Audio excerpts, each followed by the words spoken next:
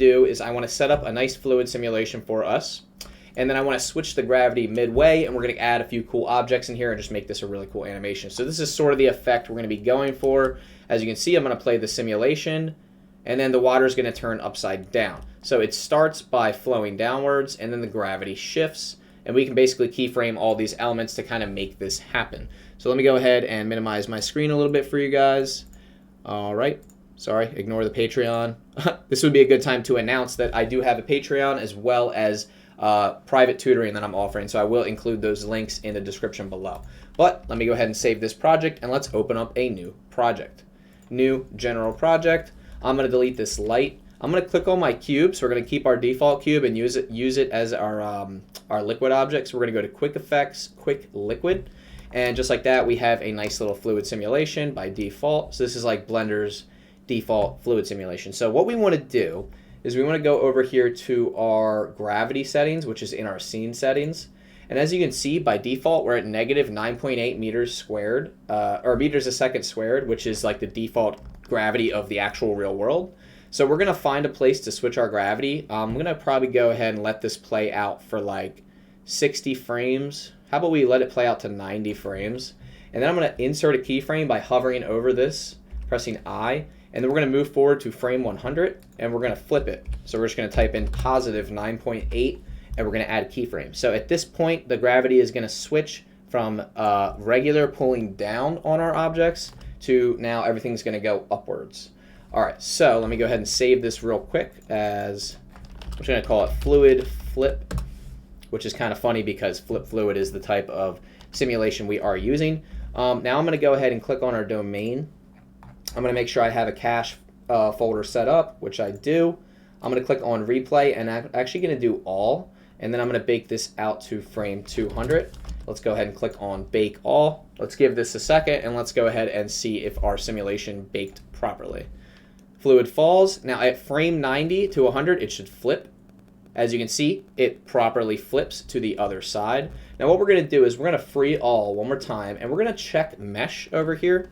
And we're going to bake one more time. I'm going to show you guys what that's going to do. We're at a very low resolution. We're at 32, so this is like a really basic simulation. It's not very advanced at all.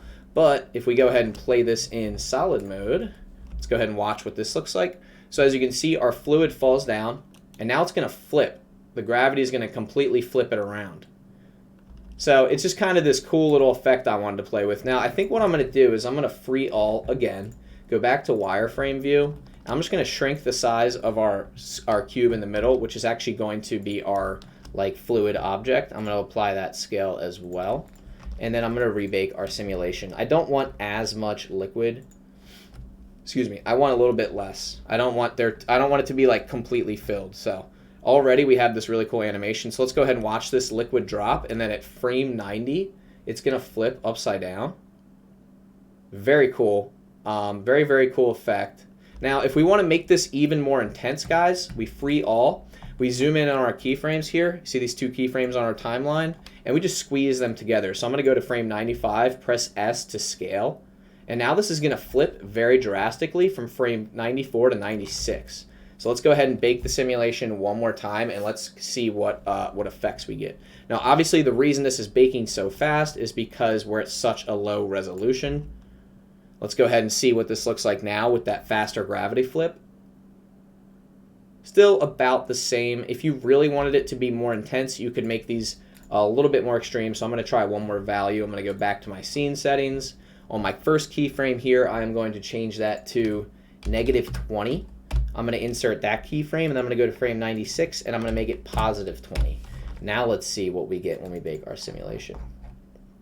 And again, guys, this is at a resolution of, I believe it's 32, so it's really low, which is okay. Like, you guys can do that if you want. All right, let's go ahead and check this out.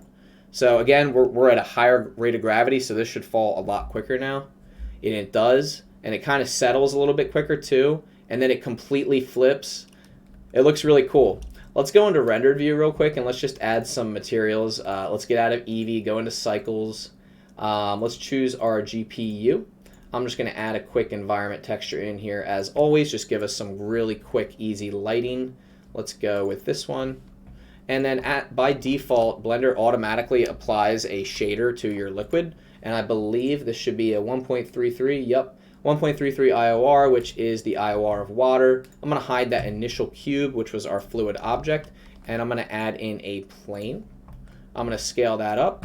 I'm going to play my simulation and find out where it like goes to the bottom there. I'm going to bring my plane like right under the bottom of that area.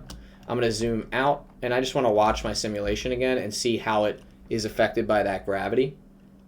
Very cool. As you can see, everything flips and it turns back upside down. That is awesome. Let me change out my HDRI. I don't think it's very fitting for the scene that we have right now. I think I'm going to do this winter lake scene.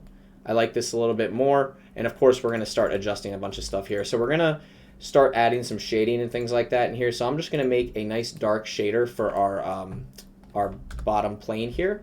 I'm going to switch to my camera so I can go to my camera view, and I'm going to adjust my project settings to 1080 by 1920, which is our size for Instagram. And then I'm also going to change my camera to, you guessed it, an orthographic camera. I'm going to zoom that out quite a bit, and I'm also going to pop open my transform tab so that I can adjust these settings.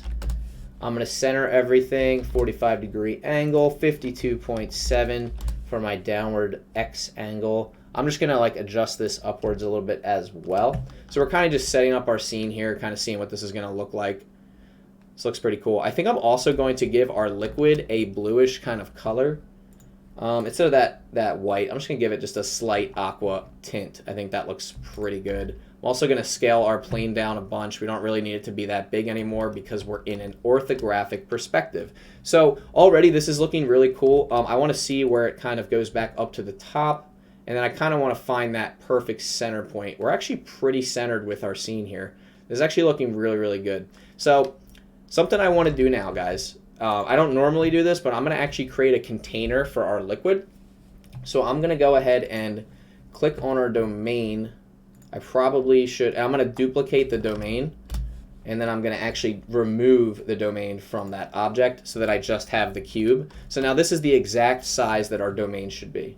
And what I want to do is I want to take this object, I want to rename it as frame, and we're just going to create a nice little frame for everything right here. I'm going to also shade this flat. Cool, that looks a lot better. Now in our modifiers tab, I'm just going to add a wireframe modifier. I'm going to increase the thickness a little bit. And then I think I'm going to add walls around our fluid simulation to make this look really cool. This is what it looks like so far. As you can tell, we don't want this to be the same color as the liquid, so I'm just going to give it its own metallic shader here. I'm just going to give it like kind of a dark gray metallic shader. That looks fine. Let me just make sure it's not sitting through the floor. It is. Let me play our simulation. We're going to have to bring this up. Cool. That looks good. But we want it to be just about right there, and we want our floor to be below that. Cool, that looks pretty good. And then I think what I'm going to do is I'm going to add a glass plane to each side. I'm just going to add a plane. I'm going to go to my top-down view. I'm going to scale it up for the top. I'm going to go to my side view, bring it all the way up to the top part there. And then I'm just going to give this a nice glass shader. Let's go ahead and give this a glass shader, a low roughness, and we'll give it an IOR of 1.5. That looks fine to me. And then what I'm going to do is I'm going to also name this material as glass frame panels, just so that we have this all marked properly. I'm going to duplicate it. I am going to rotate it 90 degrees on the x-axis. I'm going to move it over here, scale it on the z-axis. I'm going to check and see how my dimensions are looking. So far, so good. And then I just want to line it up with this frame, and I'm going to create a mirror modifier to duplicate that as well, just so that we have a nice little box kind of containing our liquid, because we want this to look like a science experiment. At least that's what I want it to look like. That looks pretty good. Now what I'm going to do is I'm going to add in an empty plane axis. I'm just going to keep it exactly centered there. I'm going to click on my side frame. I'm going to add a mirror modifier, and then I'm going to select this empty, and I'm going to make sure we have our y-axis turned on. And now as you can see, we have the mirror modifier working correctly. We have both of these objects. So with it turned off and on, just so you guys can see. Now if you wanted to do this again, I could duplicate this, right? and then I'm going to rotate it on the x-axis, and then we're just going to change, oops, sorry, not the x-axis, the z-axis, right? And I'm going to go ahead and flip it now on the x-axis, and then I'm going to move it over here. So as you can see, we have our piece right here, our panel, and I'm just going to move it into place on both sides, and I'm going to move it on the x-axis as well, just to get it tucked in there. That looks good. Now we should have a glass frame around everything.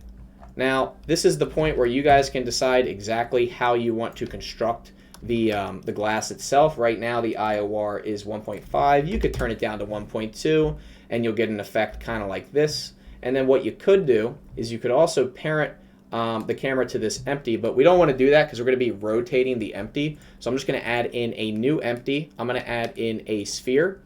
Go back to my solid view. I'm going to turn on my X-ray mode. I'm going to move this sphere kind of towards the bottom here. That looks good. And then I'm going to click on my camera. I'm going to click on my sphere, and I'm going to parent the camera to the sphere. So now this sphere is going to control our camera. So when we rotate it, we can change the angle of our camera very easily. And I'm going to go back into my rendered view, and I'm now going to rotate my empty to get whatever angle I desire for my render. This is a really awesome technique that I love to use because it's just a really quick way to find good angles without having to completely adjust the camera. This is perfect. So I think this angle looks good. Now the next thing that I'm going to want to do here, guys, is I'm actually going to want to probably adjust some of the glass settings. Oops, sorry, I'm getting a call. Let me cancel that. Sorry, guys, because we are in the middle of a tutorial. I'm going to go ahead and adjust the roughness a little bit. Now you could leave this at a higher roughness, or you could leave it at a low roughness. I think I'm going to leave it at 0 and 1.2, and then I'm going to go back to my wireframe modifier, and I think I'm going to adjust the thickness just a little bit and kind of thicken that up a little bit.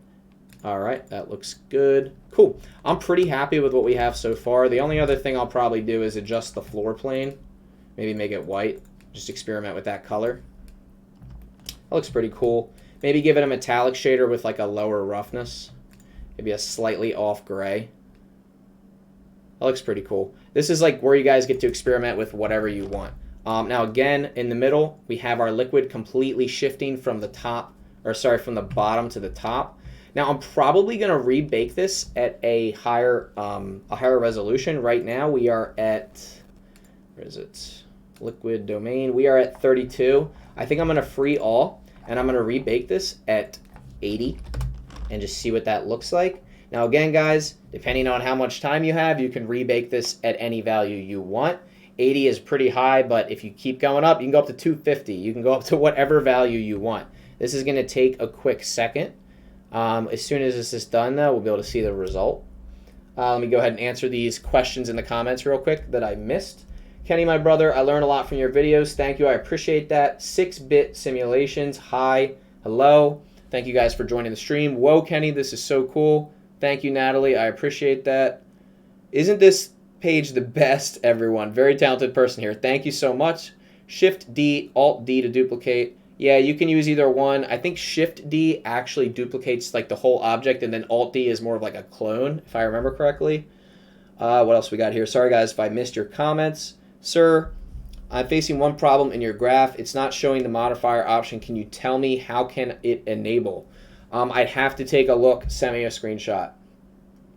What type of computer setup are you using? I have, this is going to crack everybody up because I said this so many times. GeForce RTX 3070 Ti, 64 gigabytes of RAM, 2 terabyte hard drive, 4-fan setup. Intel, did I say Intel i9 chip? It's a beast. This computer is an absolute beast. All right, our simulation is done. Let me just check these other comments. I think I got them all. If I missed your comment, drop it real quick. I'll try to answer it. You always inspire me. Thank you so much. All right, guys, let's take a look at this. So we have our cube dropping. Looks really good. Look at that simulation right there. Wow. And then it's going to settle, and then it's going to go back up to the top. Blender's freezing. Hold on, let me save this. All right. Now the simulation is baked. We have everything baked in a cache, but look at this. Look at this side view even. And now that's only 80 resolution divisions, and it looks so cool. What if we had it drop? It would be really cool if we could somehow also have it drop back down. But guys, this just looks so good. I wish you could see it in person, and I wish I could render a frame real quick. It's going a little bit slow because I'm recording and streaming at the same time, but this is looking amazing. Wow. All right, so here's what I want to do, guys. I want to have a signifier that says, hey, our gravity is getting flipped upside down right now. So what I think I'm going to do is design some kind of an arrow or something cool that just like switches real quick. You know what we could do? We could design like a little level or something like that. What if we did that? Also, I kind of want to change this HDRI real quick midway. Let me just see what this looks like. Oh man, that's way too bright. Or sorry, too bright, too dark. Let's try this. Oof. Guys, we're going to have to experiment around here and find the perfect thing, but actually what we had before was not that bad, so I might have to just go back with that. What is this one? Cool. All right, we'll have to come back to this. Another thing I want to show you guys, if you hop over to the shading tab and you go to your world settings, make sure I can see this since my face isn't blocking this. If you guys want to go ahead and add in a texture coordinate node here, you can change your rotation of your world. Texture coordinate mapping, and you just want to plug this up as follows.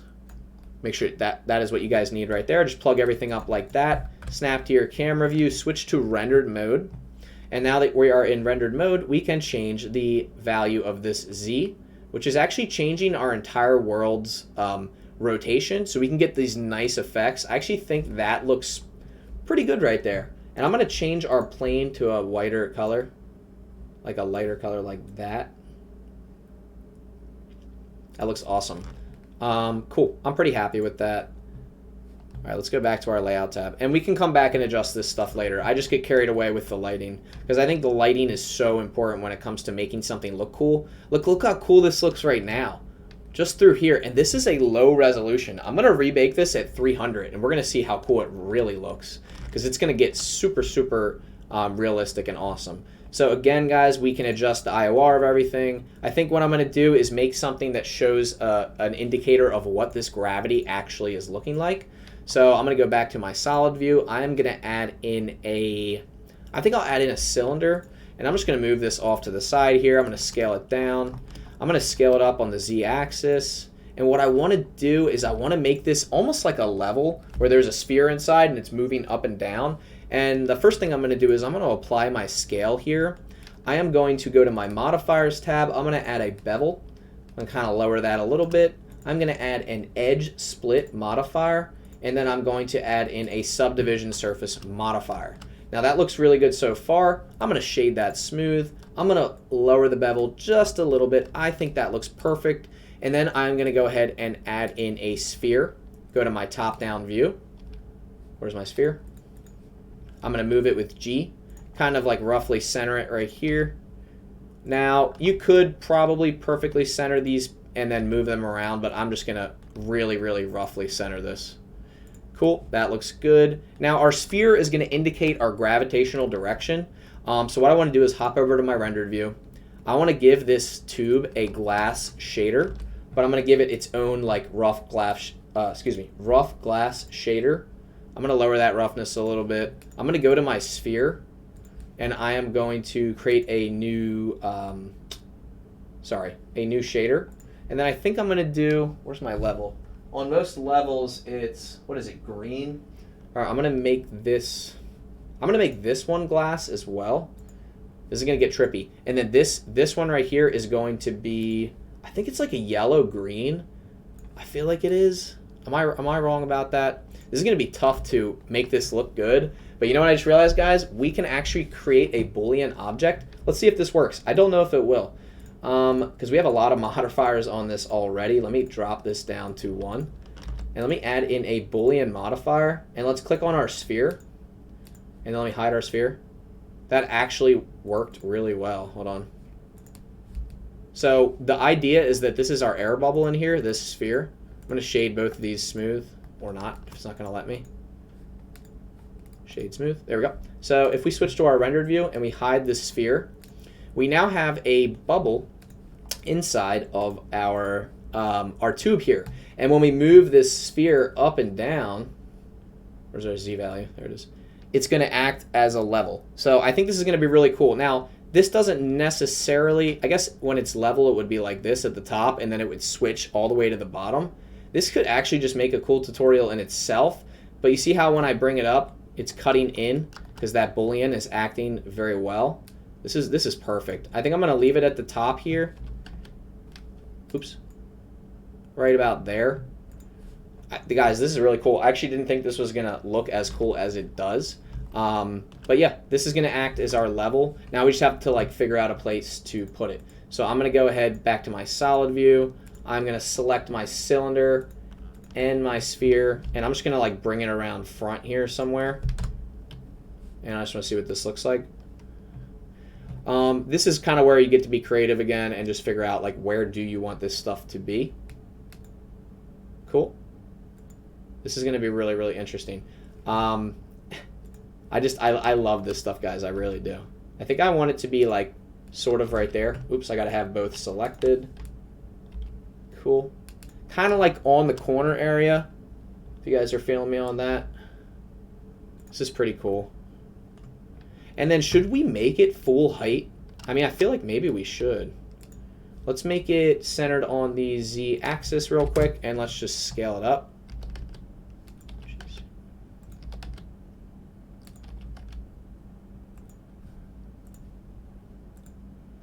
I scaled up our sphere too. Darn it.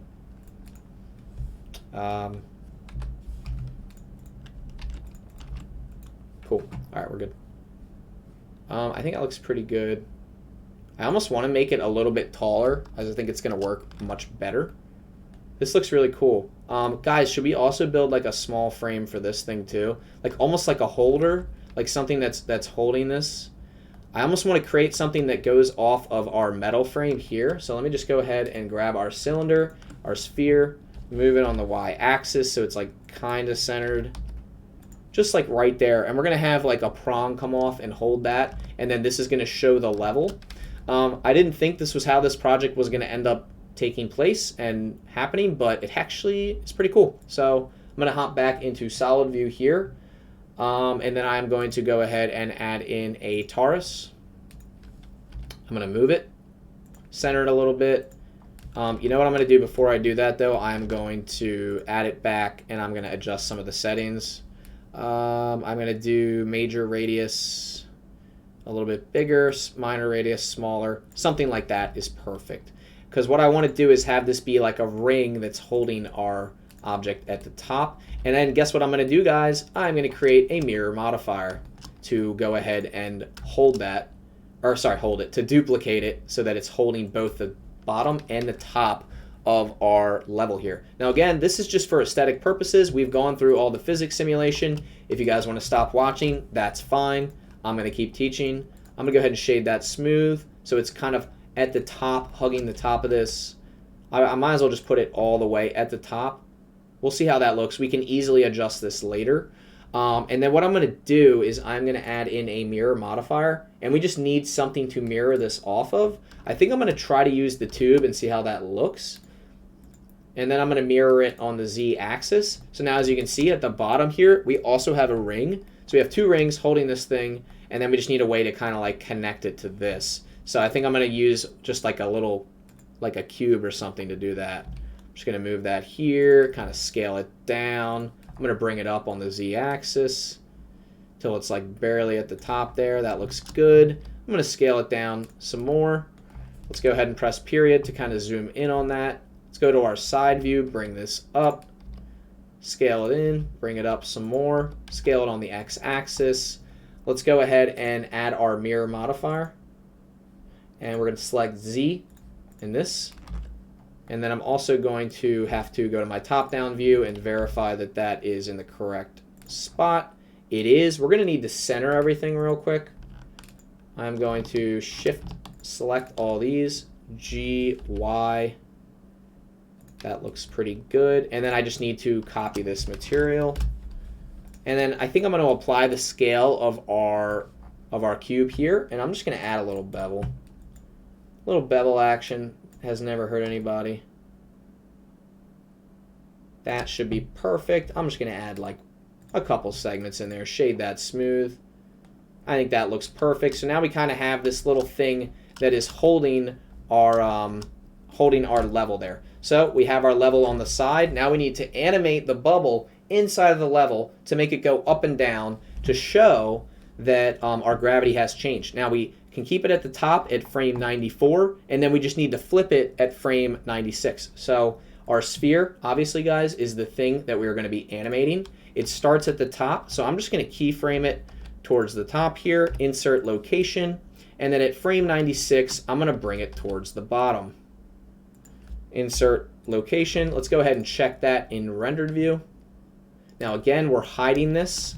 So 94 over to 96. Now it transitions pretty quickly, so I think I'm going to click on it again, guys, and I am going to pop open this tab here, go to our sphere, and I think I am going to select all these keyframes. For some reason, every single keyframe is showing right now, which is kind of annoying, but where's our sphere? There it is.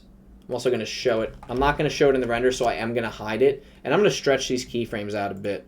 So let me go ahead and select. Sorry, guys. Shift select. 1, 2, 3. I believe that is the sphere right there. This is the scene settings with the gravity, and then this is the sphere. It's really annoying that it's not. It has everything selected. I'm pretty sure only shows selected. I know that there's a setting for this somewhere, but it's kind of frustrating. Here, let me lock. I'll just lock the other one. Locking all these. Now I should be able to scale this out. There we go. So I'm just going to lock the scene settings, and I'm going to scale this out a little bit. So this is 94. We'll go up to 104. There we go. All right, now let's go ahead and collapse this, and let's watch our animation. Perfect. So you have this bubble transitioning, and as that's happening, the gravity is shifting. I think I'm going to shift it out just a little bit more, out to 120. Perfect. And I think that's actually perfect. Let's go ahead and snap to camera view. This is awesome. This is kind of exactly what I wanted to accomplish with this tutorial. Time is at 2:13. So the cube of water falls down, it's flowing in there, and then it goes up because the gravity has shifted. So I think we pretty much accomplished exactly what we wanted to. I can go over some quick render settings. That's pretty much the tutorial. Let me go ahead and adjust this to 150 for our samples. Denoising, we'll keep that checked on. I think I'm going to do optics. Let's go back to our render settings and go to light paths. For transmission, I'm going to make that 4, and then I'm going to work my way up. Actually, we'll set it at 10. Everything else can be like 2. That looks pretty good for the most part. 1, 2, 3, 4, 10, 16. So we're going to add up all those light bounces to 16. I'm going to turn off caustics. Let's turn on fast GI approximation. Ruins the image. We're going to keep it away from that. And I'm going to mess with these a few more times to see if we can get some more detail out of this. That looks pretty good. I'm pretty happy with that. Let me see how long it would take to render one frame.